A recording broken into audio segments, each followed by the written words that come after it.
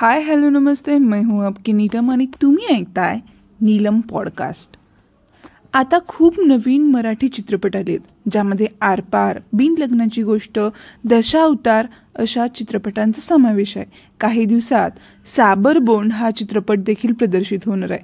त्यामुळे love story बघायची असेल तर हे चित्रपट आहेतच, आणि याशिवाय जर तुम्हाला एखादा हलका फुलका चित्रपट बघायचा असेल तर आज मी तुम्हाला अशा एका मस्त मराठी चित्रपटाविषयी सांगणार आहे।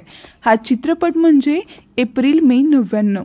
ज्यांनी पाहिला असेल चित्रपट त्यांना माहिती आहे की या चित्रपटाची गंमत काय। हा चित्रपट पाहताना आपण अक्षरशः भूतकाळात रमून जातो। उन्हाळ्याच्या सुट्ट्यांमध्ये आपण आपल्या मावस भावंडांबरोबर, चुलत भावंडांबरोबर किंवा जुन्या मित्रांबरोबर हुंदडायचो, खेळायचो, पोहायला जायचो, कैऱ्या काढायचो आणि अशा अनेक गोष्टी करायचो।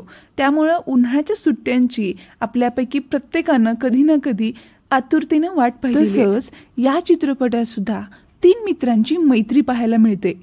3 मित्र जे जिवलग असतात, ज्यांचं एकमेकांशिवाय पानही हलत नाही। ते त्यांच्या उन्हाळ्याच्या सुट्टीचा प्लॅन बनवतात, कुठे फिरायचं, काय करायचं, अगदी सगळं। या सगळ्यात एक मुलगी तिच्या सुट्ट्यांसाठी तिच्या मावशीच्या गावी येते। ती आल्यानंतर या तिघांच्या सुट्ट्यांचा प्लॅन कसा फसतो, कसा फिसकटतो, तिच्याबरोबर यांचं नातं कसं असतं, यांच्या मैत्रीत काही फरक पडतो का, अशा अनेक गोष्टी पाहायला मिळतात। या सगळ्याबरोबरच कोकणाचं अप्रतिम सौंदर्य पाहायला मिळतं। मित्रांची मैत्री थोडीशी चढाओढ तरीही गोडवा, थोडासा हसवणारा आणि थोडासा इमोशनल असा हटके चित्रपट पाहायला मिळतो।